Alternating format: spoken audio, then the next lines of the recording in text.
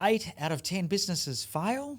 Goodness me, that's the statistic. In this video, I'm going to break down why.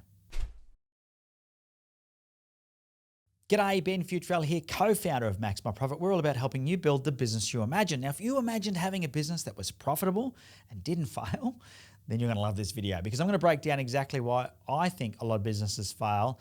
In particular, that statistic that says 80% of businesses fail in the first 5 years. We're going to take a deep dive and understand a bit about what I've learned over the last 20 years of business coaching and the businesses that I've seen succeed and, of course, those that I've seen fall flat on their bum.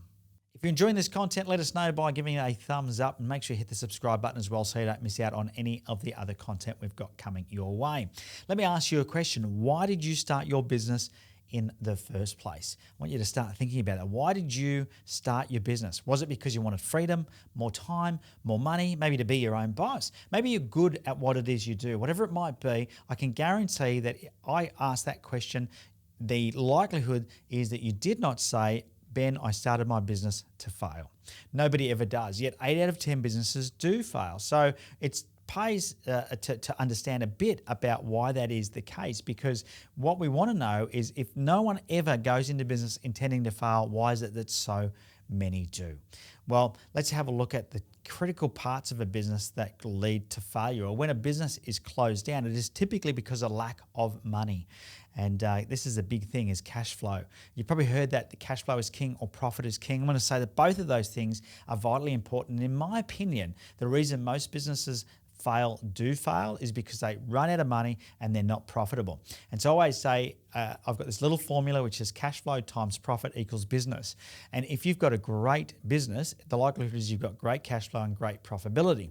Now, if you've got poor cash flow and poor profitability, you'll have a poor business. If you've got no cash flow and no profitability, guess what? Yep, you got it. You'll have no business, right? So the reality is cash flow and profitability are vitally important. Now, if you think about why you went into business for the first place, it might have been because you're passionate about what you did. It might be because you're good at what you did. It doesn't mean that you know how to make your business profitable, and it certainly doesn't mean that you have the cash flow to sustain the business as you build it into a profitable state. And this is what we see. We see most businesses that fail because they haven't been able to sustain profitability long enough to be able to create cash flow and then use that money and invest it in the right ways to grow their business. And now there's a whole bunch of other reasons as well why we lead to that. And I'm going to go through some of those things now just to give you a bit of an idea of some of the areas that you should be focused on in your business to make sure that you do have good cash flow in your business and that your business is profitable. Now, the first area that I see a lot of business owners really fall down is in planning. And I want you to think about that if you were going to go out on a big adventure and climb Mount Everest, would you just rock up at the base of that mountain and start walking up it? Or would you spend a few years planning? Well, I know what the answer is. And I know the reason for that is because if you didn't do the planning, the likelihood is that it could be catastrophic. And in fact, if you tried to climb Mount Everest without planning anything, you'd probably not survive. Now, the same thing runs true in business. If you try and run your business without a plan, the likelihood of survival is slim. Okay, it's very, very slim. There is a chance you will, but let's face it, you won't thrive, let alone survive. Okay, so planning is vitally important. So when it comes to building a business, you will need to set some time aside to put together a plan. Now, I don't want to scare you off thinking about a big, chunky business plan. What you need is just a plan that helps you identify the key areas of your business, set some key performance indicators that allow you then to track your progress and then drive you and your team in the right direction when it comes to growing your business. Now, if you've never put a plan together before for your business, I can encourage you to head across to maxmyprofit.com.au. We have a free business planning template there that will help you put your plan together. Now, the second mistake that I see a lot of people doing, and this stems from people going into business because they're good at what they do and they spend way too much time working in their business instead of on their business.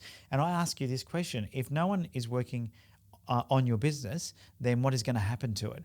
And the reality is it's not going to grow, because working in your business is trading your time for money, which is okay. There's nothing wrong with that. But you also, as a business owner, have to carve out a bit of time where you're going to work on the business, because if no one's working on the business, then systems aren't getting developed. Your marketing is not getting done properly. The recruitment's probably not happening. Team training is probably not happening. There's no planning happening. All these things that are important but not urgent aren't getting taken care of. And that's what I always see happening in businesses that are struggling, is that the business owner, and it's like a vicious circle. The business owner has got no cash flow, and they feel like the only way to get out of that is to work harder.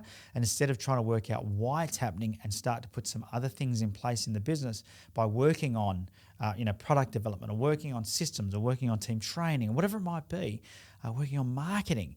These are the things that are going to actually help you. But if no one takes time out to work on those things, then nothing is going to change. The challenge for you as a business owner is that when you work in, you actually get rewarded for that pretty quickly, because you'll be working in doing a job, whether it's making something, delivering something, or servicing something, or selling something. You'll get paid for that pretty instantly. When you work on your business, you usually don't get paid for that till sometime down the track. So for example, let's say you spend a couple of hours per week doing sales training with your team. You may not see a return on that for a month or 2 months or 3 months, okay? So, it's a bit of a longer wait, and that can be a little bit frustrating because you're not sure whether or not it's working. But I can guarantee you that if you take the time to work on your business every single week, at least I say 20% of your time working on, you will see a return on your investment long term. Now, the next mistake I see a lot of business owners making is focus. And this is a pretty common error for a lot of people that have started their own business, is they lose focus on what it was that they set out to achieve in the beginning. Now, when you start your business, you're pretty clear about what it is you're going to do, what you're going to sell, what type of customer you're going to service, and you need to stay focused on whatever that is. I like to call it sticking to your knitting. You might have heard that quote before, stick to your knitting.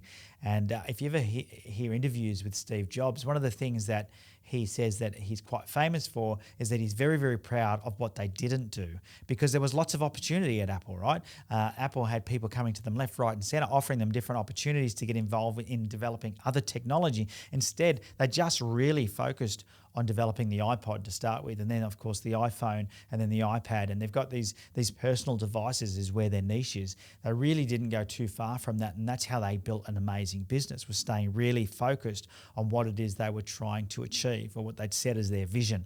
And I'd say the same thing for a lot of other business owners, is they do not stay focused. They allow other opportunities to creep in and steal their focus. So yes, you're in business. Yes, people are going to cold call you. You're going to meet people at networking events, and you're going to even see opportunities being advertised on social media platforms or websites, etc. They're going to come across in front of you because you're an entrepreneur. It's just the very nature of who you are. What you've got to do is you've got to resist the temptation to look at an opportunity and go, geez, I could give that a go.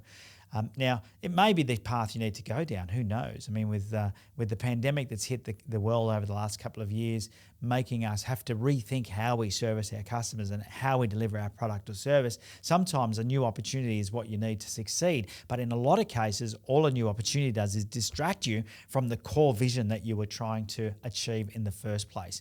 The word focus, I love this, is an acronym for follow one course until successful. Now, the final thing I'm going to touch on in this video is what I call the superhero syndrome, or a little disease called no one can do it as good as me, itis. Now, you might have this disease, and let me tell you, we've all got it, right? As entrepreneurs, we all think no one can do it better than us. We're highly trained. We've been doing this for years. My customers only want to talk to me. All you're doing is setting yourself up for failure if you have this superhero syndrome. You have to learn how to delegate. You have to learn how to entrust other people with delivering your product or service. Otherwise, you are destined to be stuck working in the business forever. Now, the challenge with this is that if you're really serious about growing a business that is profitable, that is scalable, that is going to grow, it cannot rely on you having to do all the work. And so you've got to be able to be comfortable with that. And I know it makes a lot of people uncomfortable. The way to do this is to set up systems so you can monitor the success of whatever it is that people are doing. So when you delegate a task to somebody, make sure that that task has been properly systemized, that person has been properly trained, and there is a reporting system that you can look at, whether it's weekly, daily, monthly, yearly, whatever it might be, but some sort of report that you can look at that tells you whether or not what they're doing is successful. And that will give you some comfort, because now you still have some control over what that person is doing. What I will say is never expect anybody to do it at the same level that you do. It may happen, but never expect it. And the reason I say that is because you are the owner of the business. This is your baby. You're always going to give it 110%. Employees, even really well-intentioned intentioned people that have got a great amount of, I guess, loyalty and respect for you and your business and passionate about what it is you do, probably won't give it the same amount of energy as you do because they're not as invested. Okay, they're just getting a salary. They're not necessarily got a baby that they're growing. All right, so just be ready for that.